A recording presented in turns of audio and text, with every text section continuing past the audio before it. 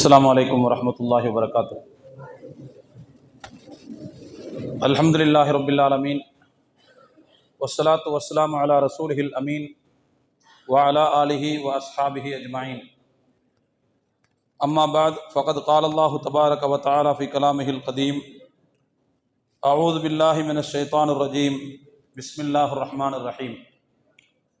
ولا تسبوا الذين يدعون من دون الله فيسبوا الله عدوا بغير علم كذلك زينا لكل أمة عملهم ثم إلى ربهم مرجعهم فينبئهم بما كانوا يعملون.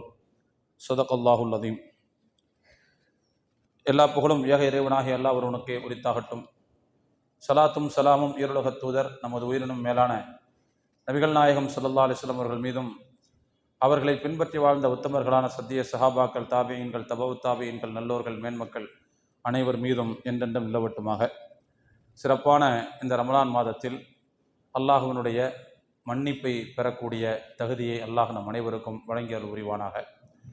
கண்ணியத்திற்குரிய சகோதரர்களே, பெரியோர்களே, இன்றைய தினம் ஓதப்பட்ட பகுதியிலே இப்படி ஒரு வசனம் அல்லாஹ் சொல்கிறான்: வலா தசுப்புல்லதீன யதுஊன மின் தூனில்லாஹ்.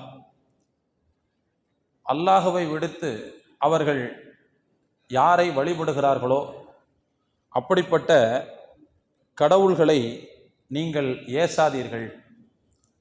அப்படி ஏசினால் ஃபயசுப்புல்லாஹ அதுவம் பிகைரி இல்மின், அவர்கள் வரம்பு மீறி அறிவீனமாக அல்லாஹுவை ஏசுவார்கள். கதாலிக்க ஜையன்னா லிகுல்லி உம்மத்தின் அமலகும், இப்படித்தான் நாம் ஒவ்வொரு சமூகத்தாருக்கும் அவரவருடைய செயல்பாடுகளை அழகாக காட்டி உள்ளோம். சும்ம இலா ரப்பிஹிம் மர்ஜுஉஹும், பின்பு அவர்கள் அனைவரும் தங்களுடைய இறைவனிடம்தான் திரும்ப இருக்கிறார்கள். ஃபயுனப்பிஉஹும் பிமா கானு யஅமலூன், அவர்கள் உலகத்தில் என்ன செய்து கொண்டிருந்தார்கள் என்பதை அப்போது அல்லாஹ் அந்த மக்களுக்கு அறிவித்துக் கொள்வான் என்று அல்லாஹ் குறிப்பிடுகிறான். இந்த வசனம் இஸ்லாமிய சமய சகிப்புத்தன்மையை சுட்டி காட்டுகிறது. இந்த உலகத்தில் குற்றவாளி கூண்டில் நிறுத்தப்பட்டு அதிகமாக விமர்சிக்கப்படக்கூடிய ஒரு சமயம் இருக்கிறது என்று சொன்னால் அது இஸ்லாமிய சமயமாகத்தான் இருக்கும். அதில் சகிப்புத்தன்மை இல்லை, அது பிற்போக்குவாதம், பழமைவாதம், பிற மக்களை அங்கீகரிக்க மாட்டாங்க, அவங்கள அரவணைக்க மாட்டாங்க, காஃபிர்னு சொல்லுவாங்க, அவங்கள்ட்ட போர் புரியணும்னு சொல்லுவாங்க என்று இல்லாத பொல்லாத குற்றச்சாட்டுகளை அதிகமாக சுமந்த ஒரு மார்க்கமாக இஸ்லாமிய மார்க்கம் தான் இருக்கிறது. ஆனால் இந்த குற்றச்சாட்டுகளுக்கு பின்பு ஒரு உள்நோக்கம் இருக்கிறது என்பது வேறு விஷயம். அந்த குற்றச்சாட்டை சுமத்தக்கூடியவர்களுக்கு ஒரு உள்நோக்கம் இருக்கிறது, அது நமக்கு இப்போது தேவையில்லை. ஆனால் இந்த குற்றச்சாட்டில் உண்மை இருக்கிறதா இல்லையா என்று பார்த்தால் இந்த வசனம் மிகப்பெரிய சாட்சி. அப்படி ஒரு குற்றச்சாட்டு இஸ்லாத்தின் மீது சொல்ல முடியாது. ஏனென்றால் பிற சமய மக்கள் வழிபடக்கூடிய கடவுள்களை நீங்கள் ஏச வேண்டாம் என்று திருக்குரான் மிக தெளிவாக சுட்டி காட்டுகிறது. அதுக்கு காரணத்தையும் சொல்லுது. என்ன காரணம் சொல்லுதுன்னா, நீங்க ஏசுனா தவறில்லை தான், ஆனாலும் நீங்கள் அதை செய்தால் அவர்கள் பதிலுக்கு உண்மையான இறைவனை ஏசுவார்கள். அப்படி ஏசும்போது அவர்களை பாவம் செய்ய வைத்த ஒரு நிலை உங்களுக்கு ஏற்படும். எனவே நீங்கள் அப்படி செய்ய வேண்டாம் என்று மார்க்கம் மிக தெளிவாக சுட்டி காட்டுகிறது. அருமையான தோழர்களே, இந்த வசனத்திற்கு கீழே இஸ்லாத்தினுடைய பிற சமய கண்ணோட்டம் அல்லது பிற மத சகிப்புத்தன்மை மிகவும் கவனிக்கப்பட வேண்டிய ஒன்று. அதுவும் பல சமூக மக்கள், பல சமய மக்கள் சேர்ந்து வாழக்கூடிய இந்தியா போன்ற நாடுகளிலே நாம் சிறுபான்மைகளாக வசித்துக் கொண்டிருக்கின்ற இந்த நேரத்தில் இந்த பிற சமய கண்ணோட்டம் என்பது, இஸ்லாத்தினுடைய கண்ணோட்டம் என்பது உண்மையிலேயே நமக்கு தேவையான ஒன்று, அது பின்பற்றப்பட வேண்டிய ஒன்று என்பதை நாம் முதலாவது கவனிக்க வேண்டும். பிற சமயங்களை பொறுத்த வரைக்கும் இஸ்லாத்தினுடைய பார்வை என்ன அப்படின்னு சொன்னால், பிற சமயங்களை அதனுடைய இருப்பை ஏற்றுக்கொள்வதுதான் இஸ்லாத்தினுடைய யதார்த்தம். இஸ்லாம் பிற சமயங்களை அதனுடைய இருப்பை ஏற்றுக்கொள்கிறது. அதை அங்கீகரிக்கிறதா இல்லையா என்பது வேறு விஷயம். அதனுடைய இருப்பை ஏற்றுக்கொள்கிறது. அதாவது அது இருக்க வேண்டும் என்று ஏற்றுக்கொள்கிறது. அதை எப்படி நம்ம சொல்ல முடியுது? பிற சமயங்களை இருக்க வேண்டும் இஸ்லாம் எப்படி ஏத்துக்கிறது? அதை எப்படி சொல்ல முடியுது நம்மளால அப்படின்னு பார்த்தீங்கன்னு சொன்னா, அப்படியான சில வழிகாட்டல்களை அல்லாஹ் தன்னுடைய மார்க்கத்தில் வைத்திருக்கிறார். பெருமானார் ஸல்லல்லாஹு அலைஹி வஸல்லம் அவர்களுக்கு அல்லாஹ் அறிவித்த வஹி, அந்த வஹியில அல்லாஹ் அப்படிப்பட்ட ஒரு கண்ணோட்டத்தை கொடுக்கிறான். உதாரணத்திற்கு நல்லா நீங்க கவனிக்கலாம். ரசூலுல்லாஹ் இப்படி ஒரு ஹதீஸ்ல சொன்னாங்க, வல்லதி நஃப்சி பியதிஹி ல யூஷிகன்ன அன் யன்ஸில ஃபீக்கும் இப்னு மரியம் ஹக்கமன் முக்ஸிதன். அல்லாஹ்வின் மீது ஆணையாக விரைவில் ஒரு காலம் வரும், அப்போது மரியம் அலைஹிஸ்ஸலாம் அவர்களுடைய மைந்தர் ஈசா நபி உங்களுக்கிடையே இறங்கி வருவார். அவர் நீதி வழங்கக்கூடிய ஆட்சியாளராக அப்போது இருப்பார். ஃபயக்ஸிரு ஸலீப, சிலுவையை அவர் உடைப்பார். வயக்துலுல் ஹின்ஸீர, பன்றிகளை கொல்வார். வயலஉல் ஜிஸியத்த, ஜிஸியா என்று சொல்லக்கூடிய அந்த வரியை எல்லாம் அவர் தள்ளி விடுவார். அப்படிலாம் ஒன்று கிடையாது என்று சொல்லுவார். வயஃபீதுல் மாலு ஹத்தா லா யக்பலுஹு அஹதுன், அந்த நேரத்தில் பொருளாதாரம் என்பது பெருக்கெடுத்து ஓடும், ஆனால் அதை வாங்கிக் கொள்வதற்கு ஆட்கள் இருக்க மாட்டார்கள் என்று பெருமானார் ஸல்லல்லாஹு அலைஹி வஸல்லம் சொன்னார்கள். இந்த ஹதீஸ் ஆதாரபூர்வமான செய்தி. இது உணர்த்தக்கூடிய செய்தி என்னன்னு பாருங்க. ஈசா நபி வருவார்கள், வந்தவர்கள் கிறிஸ்தவ சமயத்தினுடைய அடையாளங்களாக இருக்கக்கூடிய சிலுவையை உடைப்பார்கள். சிலுவையை உடைக்கிறதுனா மரக்கட்டையை உடைக்கிறதுன்னு அர்த்தம் கிடையாது. அந்த சித்தாந்தத்தை அவர்கள் சிதறடிப்பார்கள் என்று பொருள். அதே போல யக்துலுல் ஹின்ஸீர, பன்றியை கொள்வார்கள் என்று சொன்னால் அது முனிசிபாலிட்டி செய்ய வேண்டிய வேலை. அது முனிசிபாலிட்டி செய்ய வேண்டிய வேலையை ஈசா நபி பார்த்துட்டு இருப்பாங்க? அப்படி அல்ல. அதுக்கு என்ன அர்த்தம்னா, அதற்கு அந்த உணவுக்கு ஒரு அங்கீகாரத்தை உலகளாவிய அளவில் கொடுத்தார்கள் அல்லவா, அதை அவர்கள் தவிடுபடியாக மாற்றுவார்கள். அதுதான் அதுக்கு அர்த்தம். அப்படிதான் புரிஞ்சுக்கிறணும். அப்ப எனவே பன்றியை கொள்வார்கள், சிலுவையை அவர்கள் உடைப்பார்கள். அதே மாதிரி ஜிஸியா, நான் என்னுடைய சமயத்திலேயே இருந்து கொள்கிறேன், வேண்டாம் உங்களுக்கு தலைவரி கொடுத்துட்றேன் அப்படின்னு அதை ஏற்றுக்கொள்ள மாட்டார்கள். வந்தால் இஸ்லாத்தை ஏற்றுக்கொள் என்று சொல்வார்கள் என்று இந்த ஹதீஸ் நமக்கு சுட்டி காட்டுகிறது. அப்படின்னா ஈசா நபி வரக்கூடிய காலத்தில் இங்கே கிறிஸ்தவ மதம் இருக்க வேண்டும் என்று ரசூலுல்லாஹ் சொல்றாங்கன்னு அர்த்தம். அப்படிதான் அர்த்தம் இருக்கு. ஈசா நபி எப்போ வருவாங்க? ஈசா நபியை பற்றி அல்லாஹ் சொல்லும் போது அவர்கள் மறுமை நாளின் அடையாளம் என்று குர்ஆன் சொல்கிறது. அப்போ மறுமை நாளின் அடையாளம் தான் ஈசா நபின்னு சொன்னா, அப்போ மறுமை நாளின் அடையாளம் எப்போ வரும்னா நெருக்கத்துல தான் வரும். அப்ப அந்த நெருக்கமான காலகட்டம் வரைக்கும் கிறிஸ்தவ மதம் இருந்தாக வேண்டும் அப்படிங்கிறது இந்த ஹதீஸ் சொல்லுது. அதானே அர்த்தம்.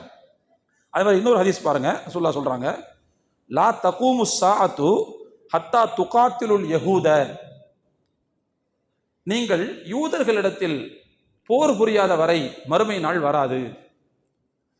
எந்த அளவுக்குன்னு சொன்னா, நீங்க யூதர்கள்ட்ட போர் புரிவீர்கள், உங்களிடம் இருந்து தற்காத்துக் கொள்வதற்காக அவர்கள் ஓடி ஒளிவார்கள்.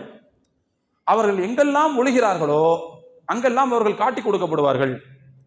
ஆனா அவர் ஒரு கல்லுக்கு பின்னால போய் ஒளிஞ்சாருன்னு சொன்னா, அந்த கல் என்ன செய்யும்? யா முஸ்லிம் வராஇ யஹூதியுன், முஸ்லிமே எனக்கு பின்னால் ஒரு யூதன் ஒளிந்து நிற்கிறான், வந்து அவனை கொல்லுங்கள் என்று அந்த கல் சொல்லும். ஒரு மரத்திற்கு பின்னால் போய் ஒளிந்தால் அந்த மரம் கூப்பிட்டு அவனை கொல்ல சொல்லும். இப்படி எதற்கெல்லாம் பின்னால் அந்த யூதர்கள் போய் ஒளிகிறார்களோ அதுவெல்லாம் முஸ்லிம் வீரர்களை அழைத்து அவர்களை கொல்ல சொல்லி சொன்னாங்க. ஆனால் ஒரே ஒரு மரத்தை தவிர, அந்த மரம் கர்கத் என்கின்ற ஒரு முள் மரம்னு சொன்னாங்க ரசூலுல்லாஹ். இப்போ இந்த ஹதீஸ்ல நாம கவனிக்க வேண்டிய செய்தி என்னன்னு சொன்னா, இது இறுதி காலத்தில் நடக்கக்கூடிய விஷயம். யூதர்களோடு சண்டை நடக்கும்னு ரசூலுல்லாஹ் சொல்றாங்க. அப்படின்னா என்ன அர்த்தம்னா, யூத மதம் என்பது கடைசி வரைக்கும் இருந்தாகணும்னு அர்த்தம். அப்பதானே இந்த பிரச்சனை வரும்.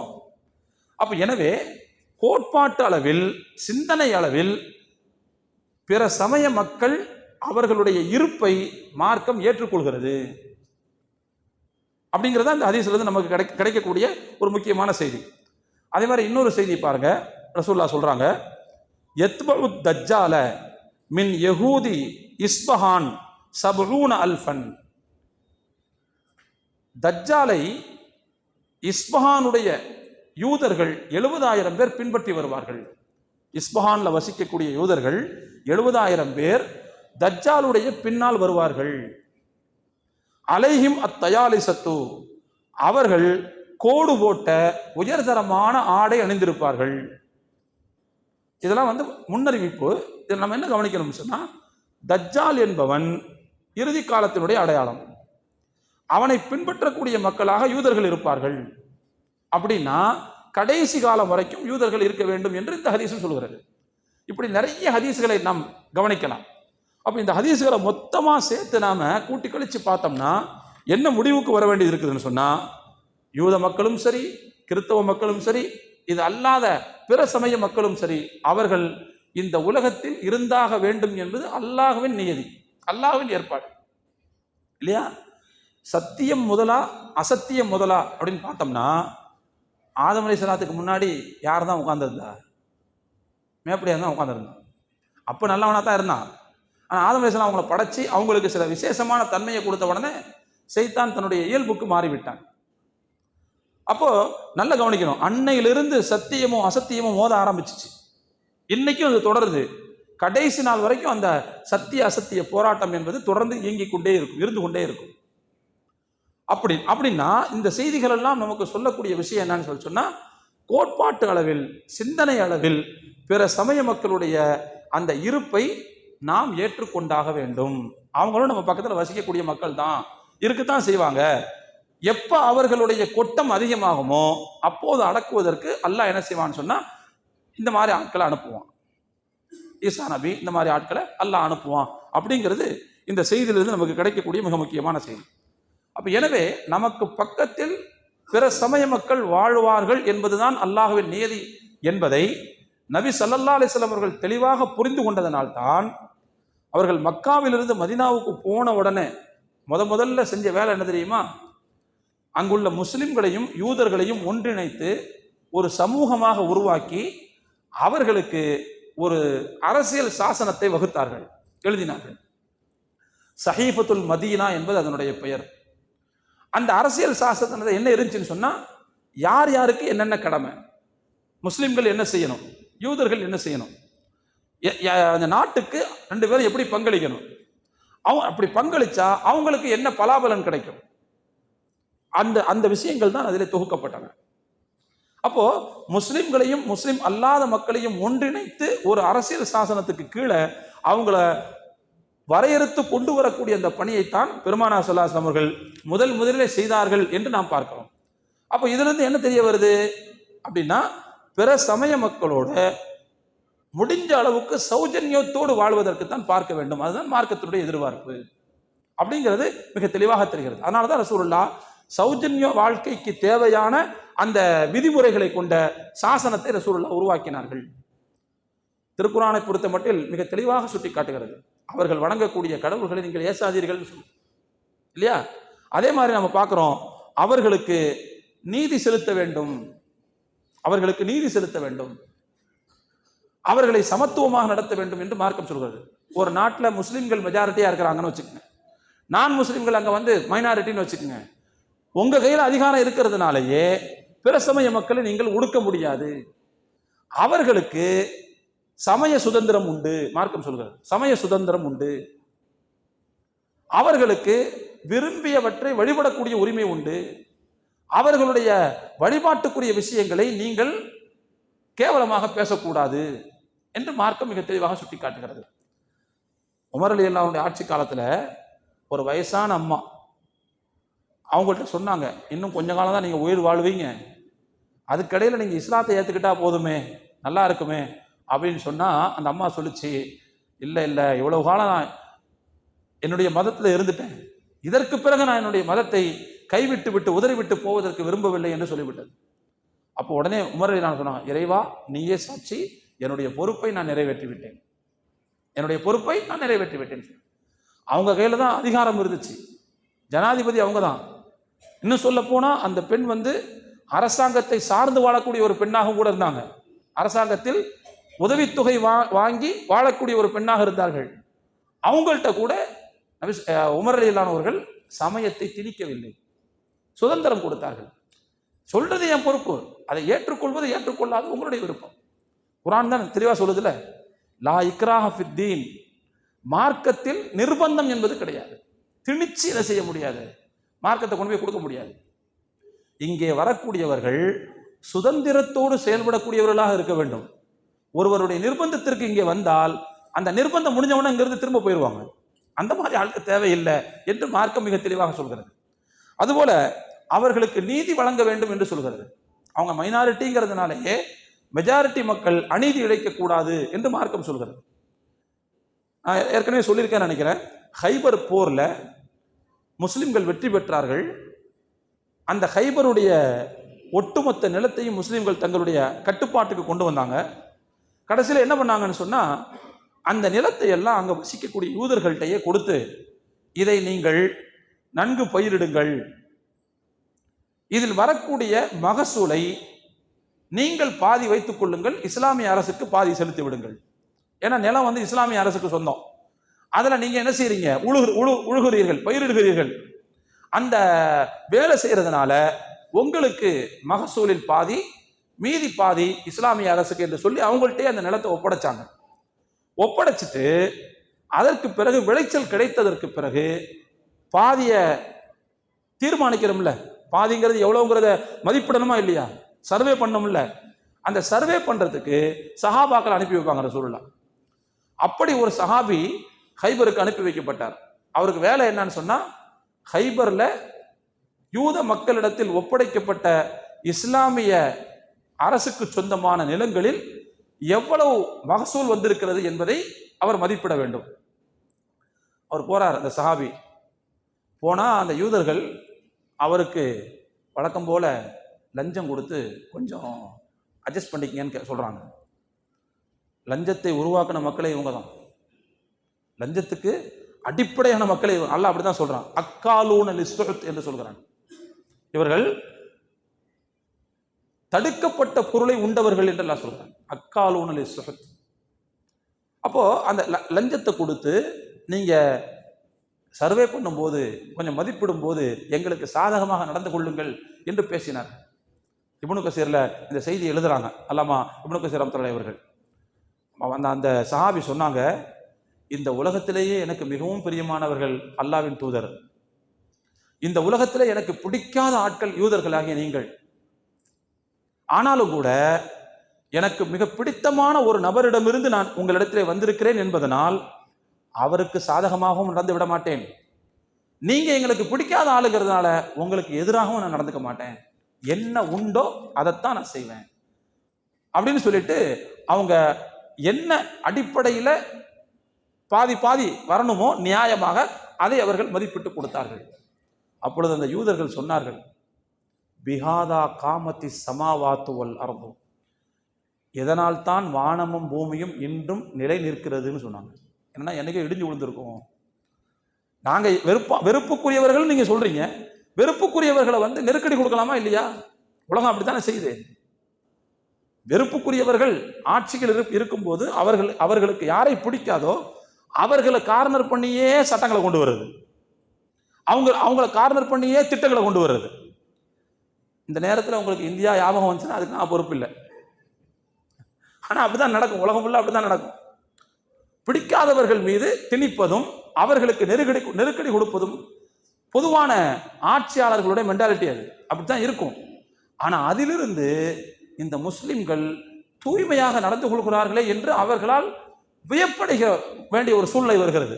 அதனாலதான் அவங்க சொல்றாங்க, வானமும் பூமியும் இன்னைக்கும் அது அப்படியே நிக்குதுன்னு சொன்னா விழாம, அதுக்கு காரணம் நீங்க எங்களுக்கு பிடிக்காத ஆட்களாக இருந்தாலும் கூட நீதி செலுத்துகிறீர்கள், அதனால தான் நிற்கிறதுன்னு சொன்னாங்க.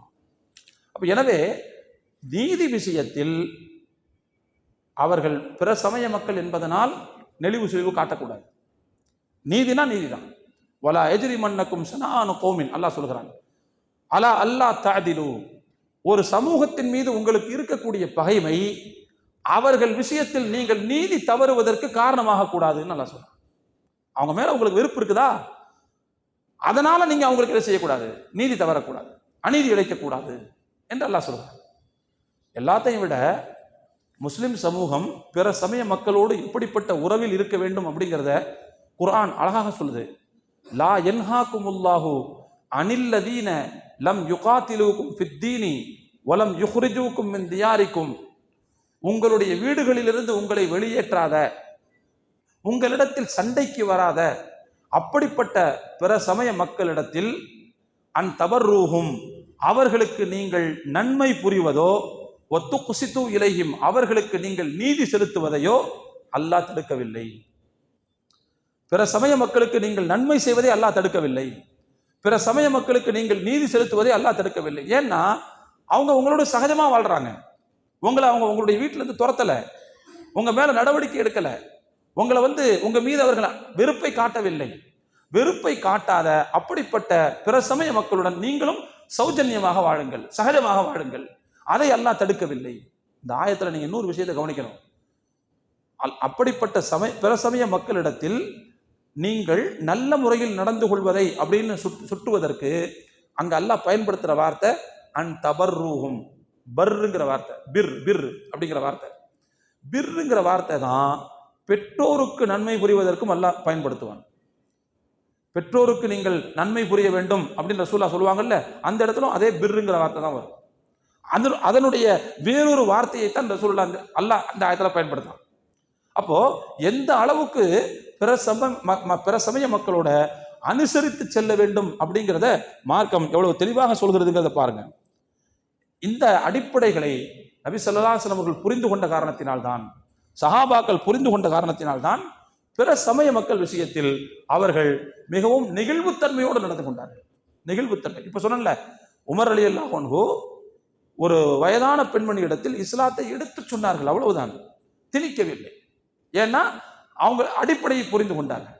அதே போல பார்க்கிறோம், பிற சமய மக்களுக்கும் ஒரு முஸ்லிமுக்கும் இடையில் வாக்குவாதம், வழக்கு, தாவா ஏதாவது வந்துச்சுன்னு சொன்னா எது நீதியோ அதை இஸ்லாமிய அரசாங்கம் கொடுத்திருக்கிறது. உமர் ரலியல்லாஹு ஆட்சி காலத்துல தான் அலி ரலியல்லாஹு அன்ஹு மேல ஒரு நான் முஸ்லிம் ஒருத்தர் ஒரு வழக்கு கொண்டு வந்தார். என்ன வழக்கு அப்படின்னு சொன்னா, அலி ரலியல்லாஹு அவங்களுடைய கவச உடை காணாமல் போய்விட்டது. அது ஒரு நான் முஸ்லிம் ஒரு ஆள்கிட்ட இருக்குது. இதுதான் என்னுடைய கவச உடைன்னு அலி ரலியல்லாஹு சொல்றாங்க. அந்த வழக்கு நீதிமன்றத்துக்கு வருது. வந்தா விசாரிப்பதற்கு அந்த பிரசமய நான் முஸ்லிமா கூப்பிடுறாங்க, வாங்கன்ட்டு. அவர் நிற்கிறார். உமர் ரலியல்லாஹு பக்கத்துல உட்காந்து அலி ரலியல்லாஹு ஏதோ பேசிக்கிட்டு இருந்தாங்க. இப்ப இவங்க தான் எதிர் மனுதாரர். வழக்கு அவர் கொண்டு வந்துட்டாரு. அப்ப இவர் எதிர் வழக்கு ஆயிட்டார்ல, இவர் பக்கத்துல உட்காந்துருக்காரு.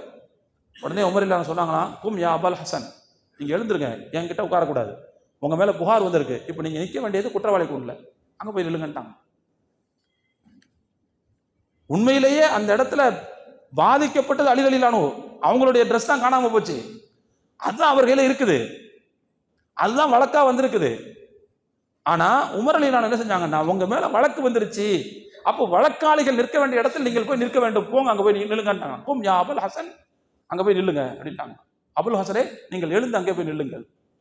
ஏன் அபுல் ஹசன் கூப்பிட்டாங்கன்னா, அலி ரலியல்லாஹுடைய மகன் பேரு ஹசன் இருக்காங்கல்ல, அவங்களுடைய தந்தைன்னு அர்த்தம். சிறப்பாக கௌரவப்படுத்தி கூப்பிடுவதற்கு இப்படி சொல்வார்கள். பிள்ளையினுடைய பெயரோடு இன்னாரின் தந்தை என்று கூப்பிட்டால் கௌரவம். சொந்த பேரை வச்சு கூப்பிடுறதை விட பிள்ளையோடு இணைத்து கூப்பிடுகிற அந்த பேர்ல கொஞ்சம் சற்று கூடுதல் கௌரவம். அந்த வார்த்தையை சொல்லி கூப்பிட்டாங்க. அலி ரலியல்லாஹுடைய முகம் ஒரு மாதிரி ஆயிடுச்சு. இருந்தாலும் போய் நின்னாங்க. வழக்கு விசாரணை வந்துச்சு. விசாரணையில இதுதான் என்னுடைய கவச ஆடை அப்படின்னு நீங்க சொல்றீங்களே, அதுக்கு ஏதாவது சாட்சி இருக்கான்னு கேட்டாங்க. என் பிள்ளைங்க தான் சாட்சி அப்படின்னாங்க. உங்களுக்கு தெரியாதா, பிள்ளைங்களுடைய சாட்சி ஏற்றுக்க முடியாத, ஒருத்தருடைய சாட்சியாக என்ன செய்ய, எவிடன்ஸாக அவங்களுடைய ரத்த பந்தம் வர முடியாது, ஏற்றுக்க முடியாத அப்படின்ட்டாங்க. வேற யாரும் கிடையாது அப்படின்னாங்க. அப்படின்னா வேற வழி இல்லை, அவருக்கு தான் அது சேரும்னு சொல்லி அவருக்கு தீர்ப்பு போகுது. அந்த ஆளு என்னடா இது இவ்வளவு நேர்மையா தீர்ப்பளிக்கிறாங்களே, இவ்வளவு அநியாயத்துக்கு நேர்மையா இருக்கிறாங்களே அப்படின்னு சொல்லி அவர் இஸ்லாத்துக்கு வந்தாருங்கிற ஒரு தகவல் இருக்குது. அதுக்கு பிறகு உமர் ரலியல்லாஹு அவர்கள் அலி ரலியல்லாஹு அவங்களை கூப்பிட்டு கேட்டாங்களாம், நான் எழுந்துச்சு அங்க போய் நீங்க நில்லுங்கன்னு சொன்னனே, அப்போ உங்களுடைய முகத்தில் ஒரு மாறுபட்ட ஒரு சூழ்நிலையை பார்த்தேன், லேசா உங்க முகம் மாறுச்சு, நீங்க என் மேல கோவப்பட்டீங்க போல தெரியுது, நான் யதார்த்தத்தை தானே சொன்னேன், வழக்கு வந்தால் வழக்காளிகள் போய் நிற்க வேண்டிய இடத்துல நிற்கணும்னு தானே நான் சொன்னேன், ஏன் என் மேலே நீங்கள் கோவப்பட்டீங்க அப்படின்னு கேட்கும்போது அலி ரலியல்லாஹு அன்ஹு சொன்னாங்களாம், கலீஃபா நான் அதற்காக கோவப்படவில்லை, நான் உண்மையிலே அங்கே தான் போய் நிற்கணும், நீங்கள் சரியாக தான் சொன்னீங்க, நான் அதுக்காக கோவப்படல. ஆனால் நீங்கள் என்னுடைய அந்த வழக்காளியை கூப்பிடும்போது என்ன வார்த்தையை பயன்படுத்தினீர்களோ அதற்கு இணையான வார்த்தையை நீங்கள் என் விஷயத்தில் பயன்படுத்தவில்லை. அவரை சொந்த பெயரை கொண்டு அழைத்தீர்கள், என்னை கௌரவமான பெயரை கொண்டு அழைத்தீர்கள். இத பார்க்கிற அவர் என்ன நினைப்பாரு, இங்க வந்து நீதி ஒருதலை பட்சமாகத்தான் இருக்கும்னு நினைச்சிருவாரா இல்லையா? அவர் அப்படி ஒரு அவப்பெயர், அப்படி ஒரு மோசமான எண்ணம் அவரிடத்தில் உருவாகி விடுமே, கலீஃபா அப்படி செஞ்சு போட்டாங்களே அப்படிங்கிற அந்த விஷயத்துல தான் எனக்கு முகம் மாற்றம் வந்துச்சே தவிர மற்றபடி உங்க மேல எந்த கோபமும் இல்லைன்னு சொன்னாங்க. அப்போ எவ்வளவு நுணுக்கம் பாருங்கள், எவ்வளவு நேர்மை பாருங்கள், எவ்வளவு நீதி பாருங்கள். அதே மாதிரி பெருமானார் ஸல்லல்லாஹு அலைஹி வஸல்லம் அவர்களே கூட இந்த அடிப்படைகளை அவர்கள் மிகவும் தெளிவாக புரிந்து கொண்ட காரணத்தினால்தான் அவங்களுடைய வாழ்க்கையில பார்க்கிறோம். பெருமானார் ஸல்லல்லாஹு அலைஹி வஸல்லம் அவர்கள் இறந்து போகும்போது அவர்களுடைய ஒரு கவச உடை யூதரிடத்தில் அடமானமாக இருந்தது. எதுக்குன்னு சொன்னா, பின்னால காசு தரேன்னு சொல்லி அவங்கள்ட்ட இருந்து கோதுமையை விலைக்கு வாங்கியிருந்தாங்க, அதுக்கு அடமானம் கொடுக்கணும் இல்ல, அந்த அடமானத்தை ரசூலுல்லாஹ் என்ன செஞ்சாங்க, தன்னுடைய கவச உடைய கொடுத்தாங்க. நல்லா கவனிக்கணும், ஒரு நான் முஸ்லிம் ஒருவரிடத்தில் வியாபாரம் பார்க்கக்கூடிய நிலையில் அதைத்தான் ரசூலுல்லாஹ்வுடைய கடைசி செயலாக நாம் பார்க்கிறோம். இருக்கிற நிலைமை தான் அவங்க போனாங்க, இறந்து போனாங்க. இது ஒரு செய்தி. இன்னொரு செய்தி என்னன்னு சொன்னா, அப்துல்லா பின் அரீகத் என்று ஒரு ஆள், ஒரு நபர், நபி ஸல்லல்லாஹு அலைஹி வஸல்லம் அவர்களும் அபூபக்கர் ரலியல்லாஹு அன்ஹு அவர்களும் ஹிஜ்ரத்துக்கு போகும்போது மாற்று பாதையில மதீனாவுக்கு போகணும்னு முடிவெடுத்தாங்க. அப்படி போகும்போது அந்த மாற்று பாதை தெரிந்த வல்லுனர் ஒருவர் தேவைப்படும். அதற்கு அவர்கள் யாரை நியமித்தார்கள் என்றால், அப்துல்லா பின் அரீகத் என்கின்ற நபரை நியமித்தார்கள். அவர் அப்பொழுது நான் முஸ்லிம். இன்னும் சொல்ல போனா அப்போது அவர் குறைஷிகளின் இனத்தை சார்ந்தவர். அது எப்படிப்பட்ட பயணம்ங்கிறது கொஞ்சம் வச்சு பாருங்க. அவங்கள்ட்ட இருந்து தலைமுறை தான் போட போறாங்க, அவங்கள்ட்ட இருந்து தலைமுறைவா தான் போறாங்க. அப்போ அதே குறைஷியில உள்ள ஒரு ஆளை வழிகாட்டியாக கூப்பிட்டு போறதுங்கிறது சொந்த காசுல சூனியம் வைக்கிறது தானே, அப்படித்தானே அர்த்தம். ஆனா இருந்தாலும் ரசூலுல்லாஹ் அவரிடத்தில் நடந்து கொண்ட அந்த நடைமுறையினுடைய நிகழ்வுத்தன்மை இருக்குது பாருங்க. அதனால அந்த அப்துல்லா பின் அரீகத் என்பவர் மிகவும் நம்பகமானவராக நடந்து கொண்டார். அப்ப என்ன அர்த்தம்னா, நம்பகமானவராக நடந்து கொள்ளும் போது ஒரு நான் முஸ்லிமை பயன்படுத்தலாம் அப்படிங்கிறது தெரியுதா இல்லையா? ஆனா பிற்காலத்துல தான் அந்த அப்துல்லா பின் அரீகத் என்பவர் இஸ்லாத்துக்கு வந்தார். அப்போ அவர் இஸ்லாத்துக்கு வரல. அப்ப எனவே பிற சமய மக்களை எந்த அளவிற்கெல்லாம் பயன்படுத்தி இருக்கிறார்கள் என்று பாருங்கள். அதே போல ரசூலுல்லாஹ் மஸ்ஜிது நபவியில ஒரு தடவை அவங்களை சந்திப்பதற்கு நஜ்ரான் பகுதியிலிருந்து சில கிறிஸ்தவர்கள் வந்திருந்தார்கள். பள்ளிவாசல்லையே அவங்களை தங்க வச்சிருந்தாங்க. அங்கேயே அவர்களுக்கு உணவு ஏற்பாடு.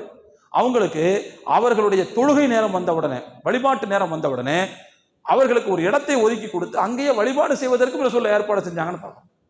அதுவும் நடந்திருக்கு அதே மஸ்ஜிது நபவியில.